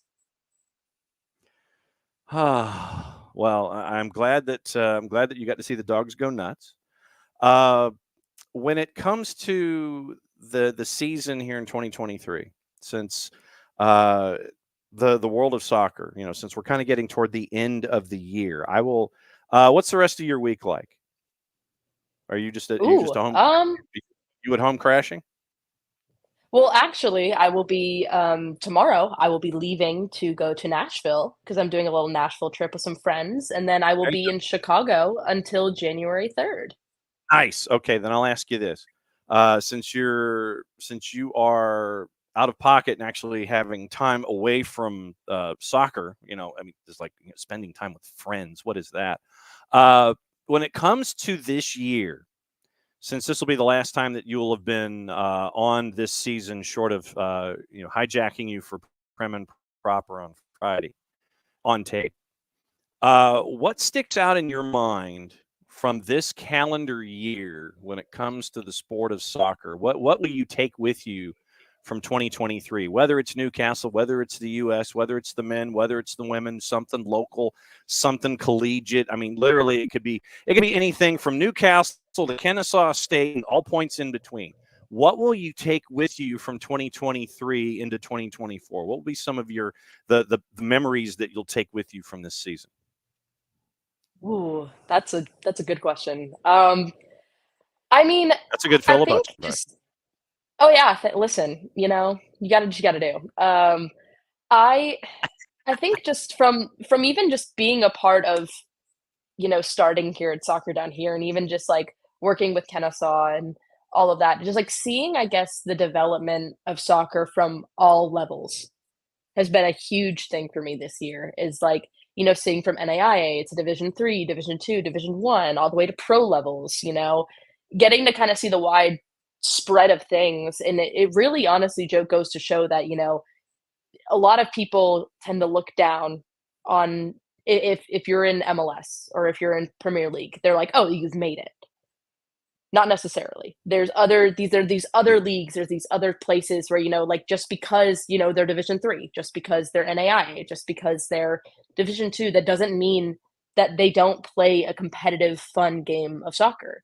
And I think it goes for that, and then it also goes, I mean, at least just from like developing in women's soccer in that standpoint too, just of how well everything has been developing this year and so much breakthrough that has been happening. I mean, we had our first um, lead ref, who was a woman in Premier League, just this, I believe, this Yep. past weekend, which is crazy. Yep. Like that's amazing. And so it's so fun getting to kind of see that kind of breakthrough too, and getting to see all of that. And so this year it was crazy, but I'm so happy with kind of how the development has been for all of these different places happening in the world of soccer. It's great to see as someone who's kind of trying to, you know, dip their foot in there a little bit. It's fun. It's great to see. Yep. Let's see. It's been Kennesaw. It's been Oglethorpe. You've been Newcastle. You've been staring at a bunch of other things, but yeah, having a female center ref, it took too damn long. That's the best way to phrase it. Is that it took too damn long, Mhm. and we're going to have, I think, the first time in 15 years, I think we're going to have our first black center ref as well coming up here in festive fixtures. Once again, it took too damn long. All right, so go enjoy your Boxing Day sales. One more question that has nothing to do with soccer. It has to do with American football. Okay. Uh, Ooh. Travis Kelce, Taylor Swift. What do you think? Well, see, listen, I am a Taylor Swift fan. I am unfortunately not a Chiefs fan. I am a Philadelphia Eagles fan because of all the Georgia players. I will say Oh, this to you're the day the I other die. Kelce. Yeah. Other Kelsey. Well, listen, I root for the Eagles because I think it has such a good mix of SEC. Like you have Alabama offense and then a Georgia defense. I'm like, can you think of two other things that work so well together? It's perfect. Anyway, that's not the point. But listen, like I personally don't care. I like Taylor Swift. I like listening to her a lot. She was my top artist on Spotify this year because I am a Swiftie. I'll make it very clear. I didn't know it was Okay. happening, and then it kind of like a friend of mine sent it to me. She was like, "This is like best of both worlds for you. This is like sports plus, Taylor Swift. Like, what do you think?" And I'm like, if they're happy and it's not a PR stunt, then they can do what they want to do. I don't care either way. Mhm. I just it was so funny though because people will always be like, why is the NFL showing so much of Taylor Swift on like Sunday Night Football?" I'm like, A, it's Taylor Swift, and B, Also, it's money. It's You're cha-ching. opening They're yourself trying to up get to an all the people entirely in to watch different it. audience. Uh-huh. Yes, and I'm also like, and it's no Absolutely. different than like Kim Kardashian going to an LAFC game. It's no different. Or going to the Miami game. She was there at the game when Mm-mm. Messi was there for the first time. Like it's no Yep. different. Like, you know, you have these celebrities that come, they're always going to be posted all over the place. So, but I don't personally hate it. If that's fine with them, they can do them. But I don't know. I've heard that it might be a PR stunt, and I wouldn't be shocked if it was, but I have no idea. I have no idea.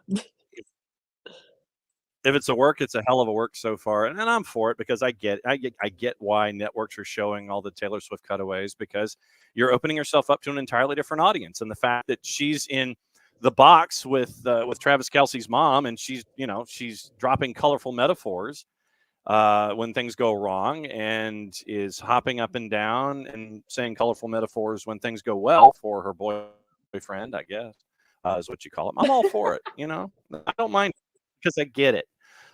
So go enjoy your Boxing Day sales, and we will catch up with you when we catch up with you, because you're like taking time and spending time with friends. How novel an idea. Maddie, be good as always. Thanks for dropping by for Prem and you, and we'll catch up with you on the flip side. Absolutely. I'll see There's y'all Maddie. later. Be good. And there's Maddie. And so Maddie's hanging out, and allegedly Kim Kardashian is a celebrity. I don't care.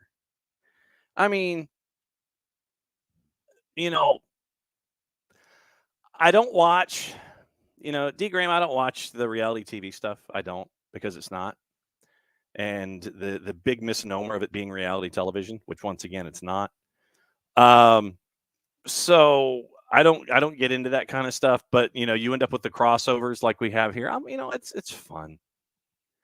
I'm not a Chiefs fan. I had both Mecole Hardman and Jerick McKinnon on my fantasy team, and they both got injured, and I finished last. So, yeah, misnomer, exactly. Best name for that genre, no doubt. But, just look. If they're having fun, they're having fun. And like I said, the fact that Taylor Swift is in the box with the Kelceys, and in front of Travis Kelce's mom, and she's got a potty mouth. I think it's hilarious. When she's happy, she's dropping colorful metaphors. When she's mad, she's dropping colorful metaphors. When she's being excited and she wants things to happen, she's dropping colorful metaphors. I like that. That's kind of funny to me. So more power to it. So I'm all for it. I have zero issue with it whatsoever. So, going over juice boxes. Let's go over juice boxes, because that's one of the things that we have not had the chance to look at today when it comes to specifically the matches coming up in the Premier League, and as they seem to have owned Boxing Day. And all right, so football. See, now I need. That's like not events. It's not by kickoff time. See, this is what happens when you chase after stuff. No, I'm not going to take a survey either. Let me see if it comes up faster, because on my phone I only get certain things. And like I said, when you're down a computer and you're trying to make sure that you can look at things and you can't, manage my leagues. Yes, football. Yeah, I accept all the cookies. First time I've reopened it ever since. Got new things. So okay. So today in the Prem. All right. So right now, halftime, Bournemouth leading Fulham 1-0. Bournemouth went into that one at a slight favorite at a -104 at the Vitality. 90-minute draw, and Fulham to win basically within the margin of error, around a +280. Luton Town at Bramall Lane at a +209 going in, leading 1-0 at a +225 on the draw. And Sheffield United at a +148 with Chris Wilder back in charge. 12:30, Burnley at home at Turf Moor, basically a +700 going up against Liverpool. Liverpool at a -263. Your draw in the composite, courtesy of our friends at Odds Portal, is a +443.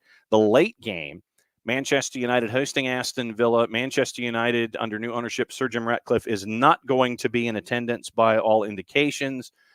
He's going to have some of his lieutenants or lieutenants there at the match at a plus 139.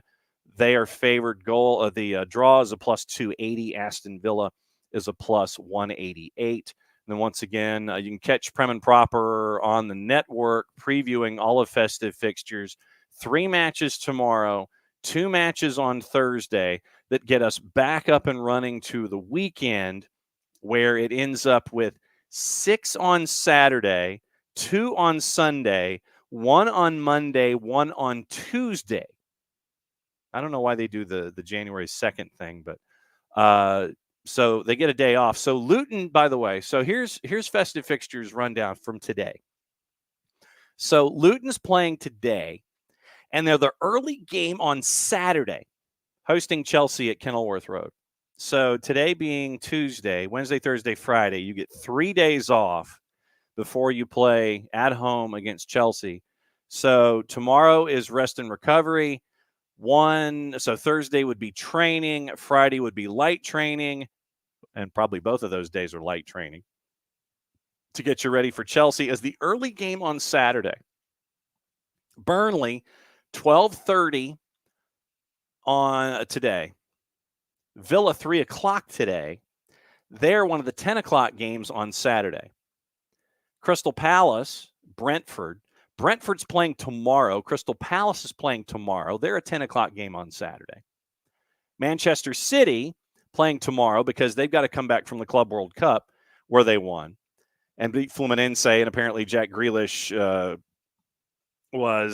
either was or was not saying ole to folks who were to Felipe Melo, who was, I think, 43.